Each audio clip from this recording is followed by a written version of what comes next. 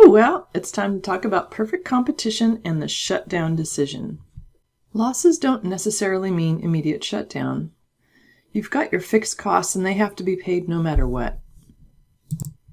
So that means they've got to decide, will their losses be greater if they close or if they stay open and produce at a loss? So if they can cover their variable costs and some of their fixed costs, even though they're operating at a loss, it's a better situation than shutting down entirely and having to pay all of the fixed cost. So the shortcut is check and see if the price is at or below the shutdown price.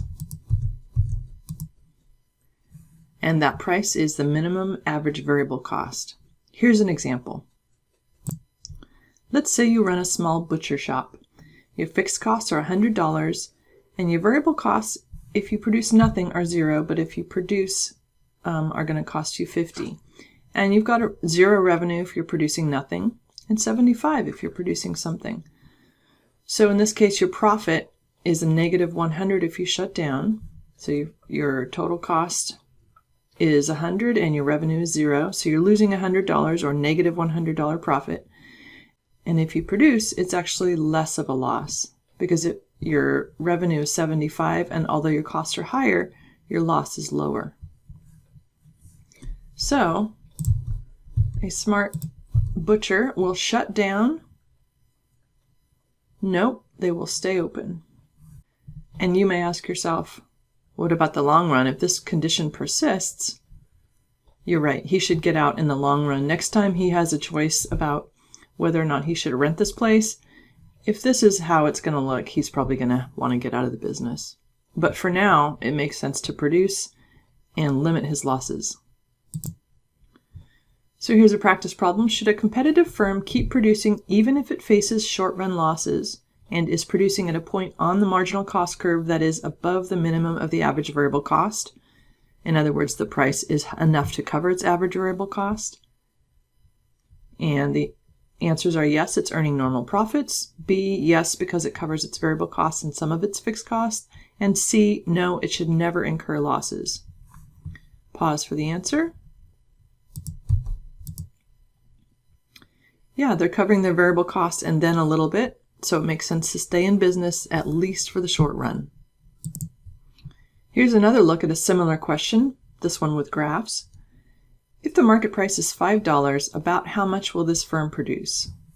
So you could draw your marginal revenue price line at $5 here. It goes across. Where does it intersect the marginal cost curve?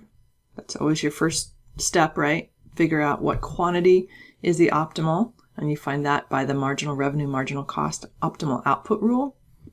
In this case, it doesn't look like there's going to be any collision between the marginal revenue and marginal cost curves.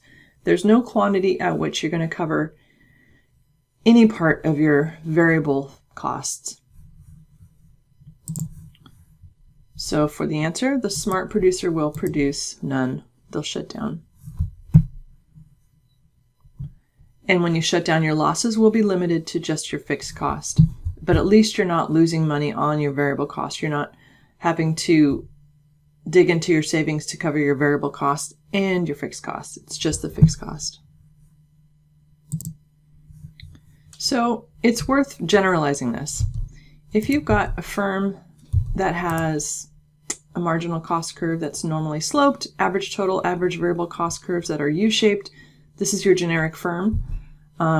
They will produce, we've decided, at every price that is above, that's high enough to cover its average variable cost. So they'll produce, if the price is 12, they'll produce at a price of 14, they'll produce at a price of 18. Some of those prices will be better than others, but as long as you're covering at least your average variable cost, then you're going to produce. So that $10 is a shutdown price. That's just at the bottom of your average variable cost. And A, B, and C, you'll produce, you're not earning, at A and B, you're earning a loss. At C, you're just breaking even. And at E, you're making a profit. At no point below a price of 10 will you choose to produce.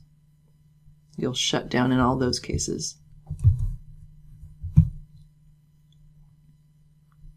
So if you think about the supply curve, or how much firms produce at every price, it really is nothing until a price of 10.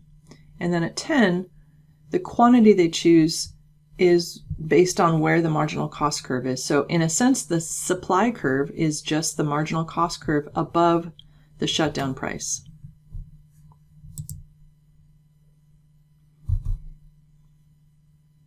So in summary, it will produce at the prices above the minimum average variable cost, will not produce at prices below that.